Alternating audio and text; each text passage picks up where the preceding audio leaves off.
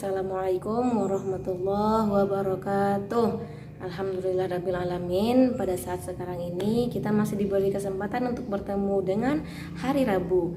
Nah teman-teman, pelajaran kita hari ini adalah Bina, IPA, dan PKN. Nah sebelum kita belajar, yuk kita biasakan untuk berdoa ya teman-teman. Berdoa dimulai. Rabbi zidni ilma warzuqni fahma waj'alni minas sholihin. Nah teman-teman, pada pembelajaran kali ini Ustazah akan mengawalinya dengan pembacaan sebuah teks.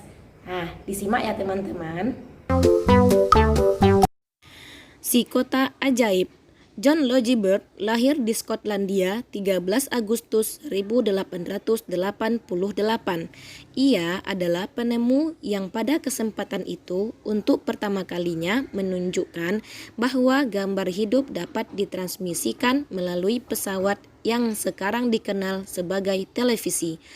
Baird mendemonstrasikan televisi di depan para bapak-bapak dan ibu-ibu di Royal Institute London untuk pertama kalinya pada tahun 1925.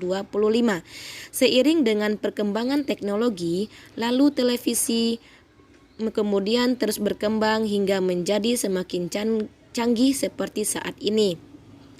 Prinsip kerja televisi secara umum adalah mengubah sinyal elektronik dan magnetik menjadi gambar dan suara. Sinyal tersebut berupa gelombang elektromagnetik, yaitu gelombang yang terdiri atas medan magnet dan medan listrik. Gelombang elektromagnet dapat merambat, dipantulkan, dan dibiaskan tanpa media perantara. Gambar yang kita lihat di layar televisi adalah hasil produksi dari sebuah kamera. Pada awalnya, objek gambar yang ditangkap kamera akan diubah menjadi sinyal gelombang elektromagnetik. Sinyal tersebut akan ditransmisikan oleh pemancar ke pesawat penerima pada televisi. Pesawat televisi akan mengubah sinyal yang diterima menjadi objek gambar yang utuh sesuai dengan objek yang ditransmisikan dalam bentuk hitam putih atau berwarna. Jadi, televisi adalah sebuah media telekomunikasi yang berfungsi sebagai penerima siaran gambar bergerak beserta suara. Kata televisi merupakan gabungan dari bahasa Yunani, tele artinya jauh, dan bahasa Latin visio artinya penglihatan. Sehingga televisi dapat diartikan sebagai alat komunikasi jarak jauh yang menggunakan media visual atau penglihatan. Penemuan televisi juga dikategorikan sebagai penemuan besar yang mampu mengubah peradaban dunia. Siapa yang tahu nama teks yang Ustazah bacakan tadi? Ayo. Nah, benar. Teks tadi dinamakan dengan teks eksplanasi ilmiah, di mana teks ini sudah antum pelajari dari hari Senin, hari Selasa. Nah, berarti antum insya Allah sudah mengerti tentang teks eksplanasi ilmiah. Kita akan bahas teks eksplanasi ilmiah tentang si Kota Ajaib tadi ya teman-teman. Sebelum kita bahas itu, Ustazah mau bertanya, apakah teman-teman masih ingat bagian-bagian dari sebuah teks eksplanasi? Nah, di mana bagian yang pertama teks eksplanasi ilmiah itu disebut juga dengan pendahuluan. Nah, yang kedua disebut juga dengan isi, dan yang ketiga disebut dengan penutup atau kesimpulan. Nah, sekarang kita akan menentukan bagian-bagian teks eksplanasi tersebut dari bacaan si Kota Ajaib tadi. Sekarang kita perhatikan cerita yang tadi ya teman-teman. Nah, bagian paragraf pertama ini disebut sebagai pendahuluan. Nah, sedangkan bagian yang ini merupakan isi. Nah, dan bagian ini, bagian terakhir merupakan penutup. Teman-teman masih ingat dengan kalimat efektif dan kalimat tidak efektif? Nah, ayo, siapa yang masih ingat takbir? Nah, teman-teman, Ustazah akan mengulas sedikit tentang kalimat efektif dan kalimat tidak efektif. Nah, sekilas aja ya, di mana kalimat efektif ini adalah kalimat yang sesuai dengan KBBI. Nah, kalau kalimat tidak efektif berarti kalimatnya tidak sesuai dengan KBBI. Nah, sekarang kita cari kalimat efektif dan kalimat tidak efektif dari teks si kota ajaib tadi. Baik teman-teman, kita perhatikan pada paragraf pertama ada kalimat ia adalah penemu yang pada kesempatan itu untuk pertama kalinya menunjukkan bahwa bla bla bla. Nah, di situ ada kata-kata pada kesempatan itu untuk pertama kalinya, di mana hal itu merupakan pemborosan kata. Nah, teman-teman, sesuai yang sudah kita pelajari, pemborosan kata tersebut merupakan termasuk kalimat yang tidak efektif. Agar kalimat ini menjadi kalimat efektif, maka kita ganti dengan ia adalah penemu yang pertama kalinya menunjukkan bahwa bla bla bla bla. Arti kata kata-kata pada kesempatan itu kita hilangkan. Nah, teman-teman, Ustazah hanya mencontohkan satu aja ya. Selebihnya boleh antum cari dan kita jadikan sebagai tugas. Nah, sekarang silakan antum buat seperti tabel berikut ini. Baik teman-teman, apakah teman-teman tahu yang dimaksud dengan si kota ajaib dalam cerita tadi? Betul, si kota ajaib tersebut disebut juga dengan televisi. Nah, teman-teman, televisi itu menyala karena adanya apa? Ayo, karena adanya listrik. Kalau tidak ada listrik, bisa televisinya menyala? Tentu tidak. Nah, sekarang kita akan masuk kepada pembelajaran IPA. Nah, di mana pembelajaran IPA kita pada tema 3 ini akan mempelajari tentang listrik. Dan kemarin antum sudah belajar tentang komponen-komponen listrik. Nah, teman-teman, komponen-komponen listrik yang kita pelajari kemarin itu tidak komplit teman-teman, atau tidak lengkap. Nah, yang kita pelajari hanya komponen-komponen listrik yang sederhana saja. Kalau sudah komponen-komponen listrik yang lengkap, yang banyak dan yang komplit, itu akan antum pelajari pada tingkatan selanjutnya, pada SMP dan pada SMA, hingga pada perkuliahan seperti itu. Kalau antum mengambil jurusan tentang listriknya. Nah, baik teman-teman, hari ini insya Allah kita akan mempelajari tentang fungsi dari komponen-komponen listrik yang kita pelajari kemarin. Fungsi itu disebut juga dengan kegunaannya. Misalnya kabel yang kita gunakan untuk merangkai listrik itu emangnya untuk apa, seperti itu. Atau misalnya ada yang namanya saklar. Nah, saklar itu gunanya untuk apa, Ustazah? Seperti itu. Nah, sekarang kita akan membahas tentang kegunaan dari komponen-komponen tersebut. Nah, baik teman-teman, ini merupakan gambar rangkaian listrik di mana komponen-komponennya ada saklar, ada lampu, dan ada baterai. Di mana saklar digunakan untuk menyambung dan memutuskan arus listrik. Sedangkan baterai digunakan sebagai sumber arus listrik dan lampu sebagai sumber cahaya. Teman, alhamdulillah kita sudah mengetahui komponen-komponen listrik beserta fungsi-fungsinya. Nah, jika teman-teman ingin menambah wawasan yang lain, silahkan, tapi harap berhati-hati dan di bawah panduan orang tua. Baik teman-teman, sekarang kita masuk kepada pelajaran PKN. Nah, pada pelajaran PKN kali ini kita insya Allah akan mempelajari tentang hak, tentang kewajiban, dan juga tentang tanggung jawab.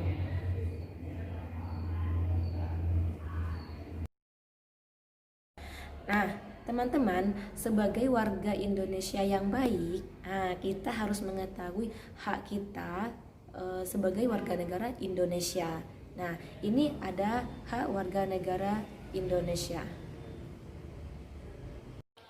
Nah, baik teman-teman, untuk mengawali pembelajaran PKN kali ini, kita akan mengetahui hak kita sebagai warga negara Indonesia. Atau ada di sini yang tidak warga negara Indonesia? Ayo, insya Allah semuanya warga negara Indonesia ya teman-teman. Jadi kita antum semua yang akan tumbuh besar, antum akan mengetahui apa hak antum sebagai warga negara Indonesia. Nah, baik, di sini yang pertama itu hak atas pekerjaan dan penghidupan yang layak. Artinya kita berhak di Indonesia ini mendapatkan pekerjaan dan kehidupan yang layak. Nah, itu yang pertama. Nah, yang kedua, kita berhak untuk hidup dan mempertahankan kehidupan kita. Kita itu mempunyai hak untuk bagaimana cara kita agar mempertahankan kehidupan kita. Kemudian, hak untuk membentuk keluarga. Selanjutnya, hak untuk kelangsungan hidup. Kelangsungan hidup ini maksudnya adalah bagaimana caranya agar kita esok hari kita bisa dapat hidup seperti itu. Berarti kan kita harus dapat penghasilan agar kita bisa memperjuangkan kehidupan kita. Itu hak kita seperti itu. Kemudian hak untuk mengembangkan diri, hak untuk memajukan diri dalam memperjuangkan hak kita untuk membangun masyarakat, bangsa, dan negara. Itu hak kita teman-teman. Nah, selanjutnya adalah hak atas pengakuan, jaminan, dan kepastian hukum yang adil serta perlakuan yang sama di depan umum. Jadi kita itu dilakukan sama di depan umum teman-teman. Nah, itu hak kita seperti itu. Kemudian hak untuk mempunyai hak milik pribadi. Nah, ini punya kita. Kita berhak untuk memilikinya seperti itu. Hak untuk hidup, kita berhak untuk hidup, untuk hadir di muka bumi ini seperti itu. Kemudian hak untuk tidak disiksa. Nah, kemudian hak kemerdekaan pikiran. Kemerdekaan pikiran ini maksudnya hak antum itu berhak kok berpendapat. Asalnya antum mau ada pendapat misalnya, ana ada pendapat. Nah, itu hak antum untuk berpendapat teman-teman. Nah, jadi kalau ada yang melarang, maksudnya itu kalau ada yang yang melarang antum, berarti dia sudah mengambil hak antum seperti itu. Kemudian hak beragama. Jadi kita beragama Islam ini, kita beragama Islam ini adalah hak kita gitu. Hak kita sebagai warga negara Indonesia. Jadi kalau ada yang marah ketika kita beragama Islam, nah berarti orang itu sudah mengambil hak kita, hak dalam beragama seperti itu. Kemudian hak untuk tidak diperbudak gitu. Ini ya teman-teman, hak sebagai warga negara Indonesia yang baik. Jadi teman-teman, kita harus tahu apa hak kita sebagai warga Indonesia. Apakah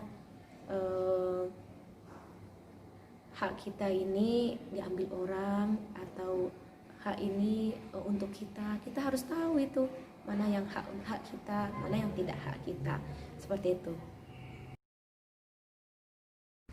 Baik, alhamdulillah ya teman-teman, kita sudah membahas tentang hak kita sebagai warga negara Indonesia.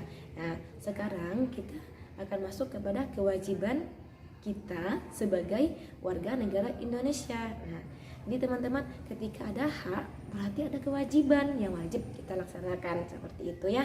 Jadi yang pertama itu adalah kita sebagai warga negara Indonesia yang hidup di tanah Indonesia, kita wajib menaati hukum dan pemerintahan. Nah, yang kedua, kita wajib ikut serta dalam upaya pembelaan negara.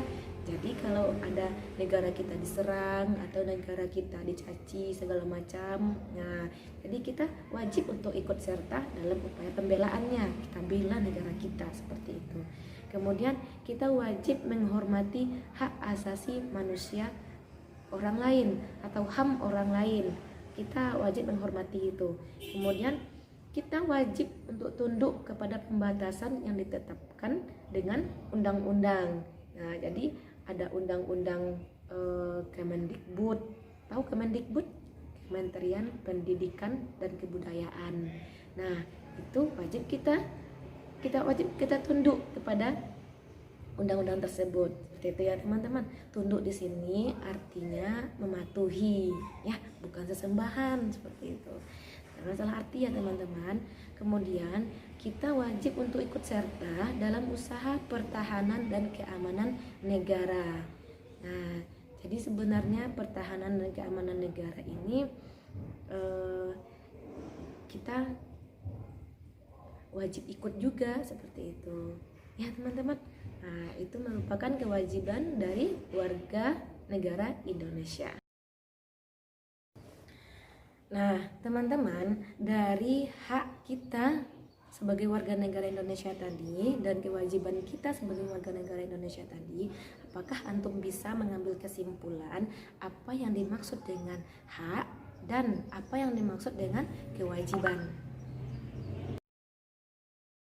Hak adalah sesuatu yang harus kita terima, sedangkan kewajiban adalah sesuatu yang wajib kita lakukan.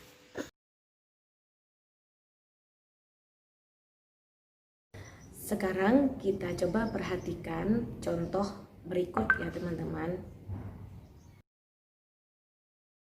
Michael Faraday adalah tokoh penemu listrik. Listrik tersebut sangat berguna bagi kehidupan manusia di seluruh dunia. Ali adalah salah satu orang yang sering menggunakan listrik dalam kehidupan sehari-hari. Setiap hari, Ali selalu menggunakan fasilitas listrik. Lampu, televisi, kipas angin, dan radio adalah benda listrik yang ada di kamar Ali. Namun, setiap hari, Ali sering membiarkan alat listrik tersebut menyala meskipun tidak sedang diperlukan.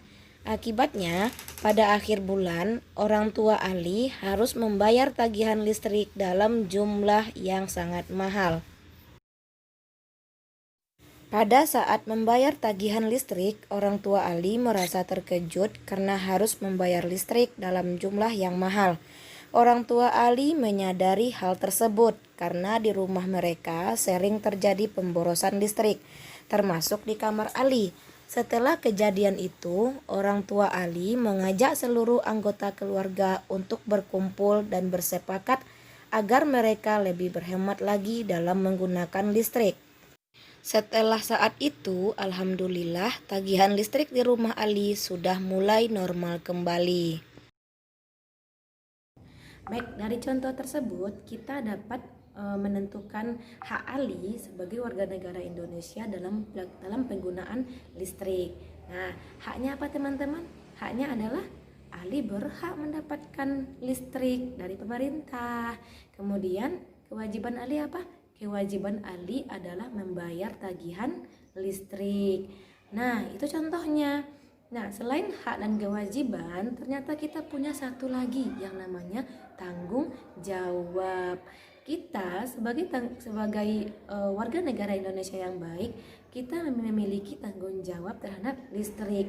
Apa tanggung jawab kita terhadap listrik? Nah, kita bertanggung jawab apakah listrik tersebut akan hidup dari pagi sampai sore, sedangkan cahaya matahari ada, seperti itu. Mungkinkah lampunya dihidupkan juga?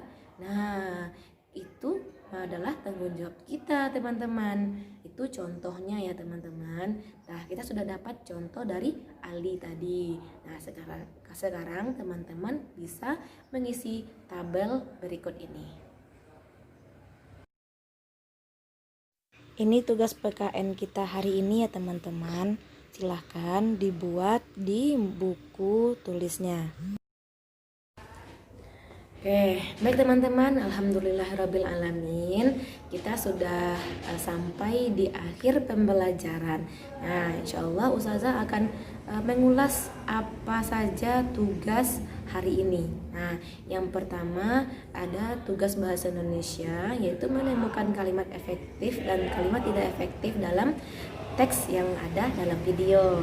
Nah, yang kedua tugasnya adalah tentang hak dan kewajiban yang ada dalam video juga. Nah, teman-teman jangan lupa tonton videonya sampai habis. Baik, sekian dulu teman-teman. Kita akhiri dengan lafaz hamdalah, alhamdulillahirabbil alamin.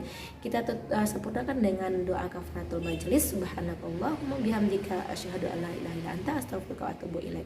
Mohon maaf lahir dan batin jika tidak ada jika ada yang mau ditanyakan, silahkan dijapri wali kelasnya masing-masing. Wassalamualaikum warahmatullahi wabarakatuh.